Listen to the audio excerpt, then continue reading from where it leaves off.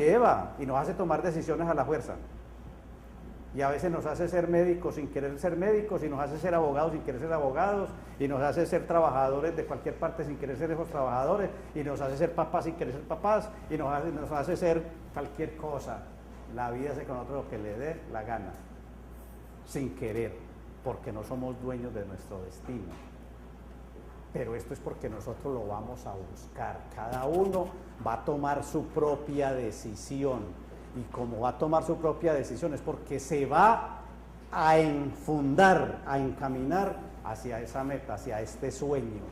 Es un sueño de vida, es un sueño de ilusión por lo más grande que tiene el ser humano y la creación universal, que es la misma creación, es ser parte activa de esa creación. Ese es el mayor sueño que les puedo dar hoy. Ese es mi banano para cada uno. Todo lo que les he hablado. Si les ha servido para algo, ojalá cójanlo en su corazón y que eso les sirva para que tomen su propia y personal decisión.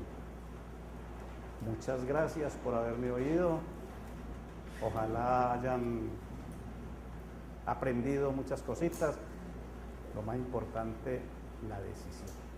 ¿Tienen alguna pregunta? ¿Alguna duda? ¿Algún comentario final?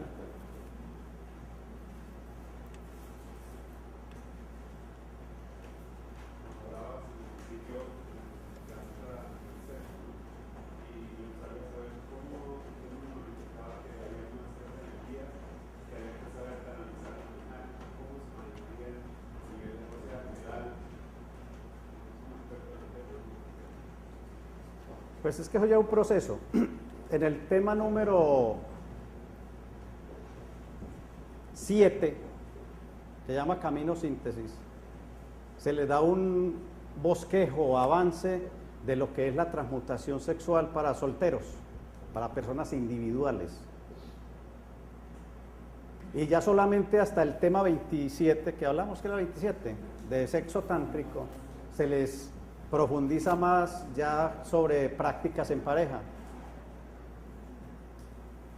De todas maneras, lo que se necesita es información, es estar asistiendo.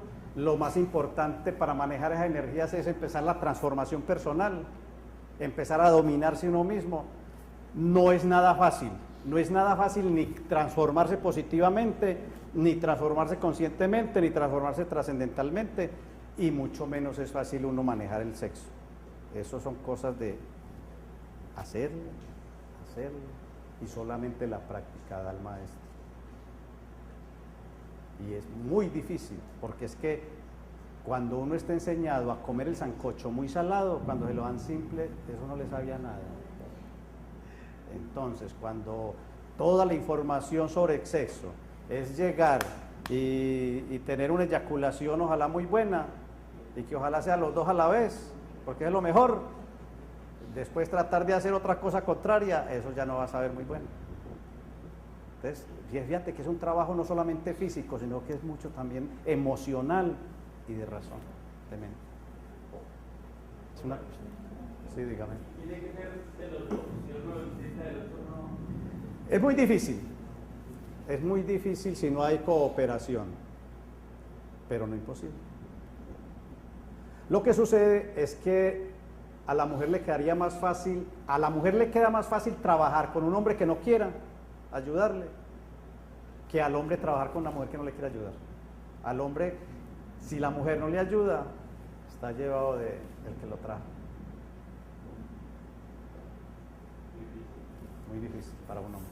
Para la mujer es más fácil, porque la mujer, como es, hablemoslo, un poquito más pasiva, y puede manejar, porque la mujer inconscientemente maneja más muchas situaciones más que el hombre es más emotivo, más dicen disque ardiente, pero no, es más flojo. ¿Ve? Así es, somos más flojos, entonces manejamos menos nuestra energía.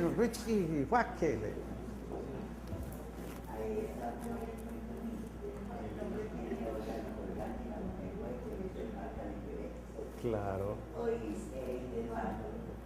Pero sí quiero que resaltes como una cosa que me llamó la atención al principio y que yo que era el único camino, el sexo. Ah, sí.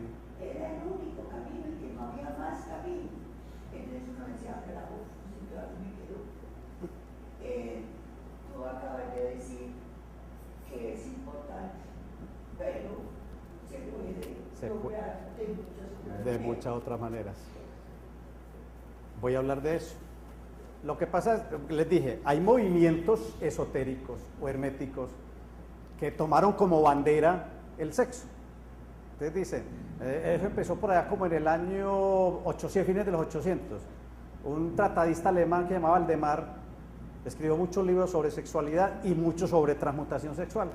Copió muchos libros de los tantras sexo, de los Vedas, porque estos fueron los que empezaron precisamente como el enaltecimiento de la parte femenina. Entonces por eso casi todos los tantras o rituales sobre sexo en los Vedas están sobre Shiva y las esposas de Shiva, sobre todo enalteciendo a Shiva, a la parte femenina. Porque como siempre, la parte femenina siempre ha estado sometida por las constantes civilizaciones machistas. Entonces, uno por ejemplo dice, el hombre es positivo y la mujer es negativa, pero hay cierto, como por ejemplo les dije yo la aclaración ahora de que negativo no quiere decir que sea malo, porque es que es cierto peyorativo el decir negativo, es que la mujer es negativa, o sea, como que es mala, como que es... Entonces toda la vida ha sido así, y los Vedas, imagínense, desde hace 5000 años trataron de borrar eso, pero no pudieron. Pero es un enaltecimiento a la mujer, como que la mujer no sirva únicamente de recipiente de placeres, sino que sirva de complemento energético para otra persona y para ella misma. Entonces, a eso se refiere el ritual tántrico, a un compartir energías, a un yo te doy, tú me das. Eso es el sexo tántrico en resumen. Entonces Valdemar tomó eso como su bandera y dijo, no, es que por fin descubrí cuál era la clave de la medicina universal. Y usted sabe que mientras haya razón uno piensa que ya tiene en la mano, esta sí es. Cuando llega y le dice el maestro otra cosa y dice, yo pensaba que era, pero entonces no es, no, siga. Así hay muchos descartes, uno va teniendo una verdad que va siendo después anulada por otra verdad más general y luego otra verdad más general, pero estos se quedan encasillados en esa verdad y su verdad es el sexo es todo. De ahí tomó el venerable maestro Samael de los gnósticos, tomó la enseñanza sobre el sexo, el Saha Maituna, la magia sexual y todo ello, y creó el movimiento gnóstico cristiano universal en torno a esa filosofía de sexo únicamente. Pero se quedó ahí y ya no hubo más nada. Entonces, pues sinceramente, y con la enseñanza que da Samael, lo único que hizo con ese montón de gnósticos fue crear un montón de prostáticos, de un montón de reprimidos, un montón de cosas que a nadie llevó a ninguna parte, porque le faltó mucha información y le faltó mucho guiar otra cosa. Y que conste que no estoy hablando porque para mí fue mi maestro, fue mi venerable maestro, y no estoy hablando ni que fue bueno ni malo, sino que se quedó en esa verdad, se estancó ahí en esa verdad. Viene ahora la trinosofía y retoma y dice, la alquimia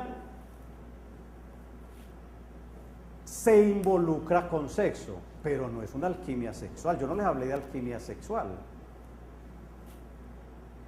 Cuando hablé de sexo dije, el sexo transmutado y bien manejado puede ayudar a que se equilibre lo fisiológico y lo emocional y lo metafísico, hasta ahí, muy poquitito lo esencial. Pero si ustedes quieren una verdadera alquimia, hay que empezar desde aquí, desde lo físico. ya no estoy hablando de alquimia sexual, sino alquimia. Alquimia natural.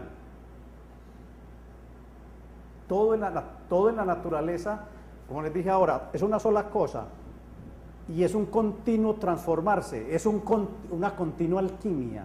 Unas cosas se transforman en otras. Cuando yo me transformo, mi cuerpo va al crematorio o va a la fosa y se acabó una manifestación de vida, así aquí que se para hablar. Pero esa vida da origen a otras vidas que se llaman larvas, bacterias, y son otra vida, otra manifestación de vida, que me van a transformar esta carne y estos huesos en otra tierra, en un humus. Es una transformación. Pero ¿qué pasa con mi vitalidad? Se transforma hacia otra vibración de otra dimensión, con otra conciencia dimensional distinta. Y lo mismo pasa con mi esencia.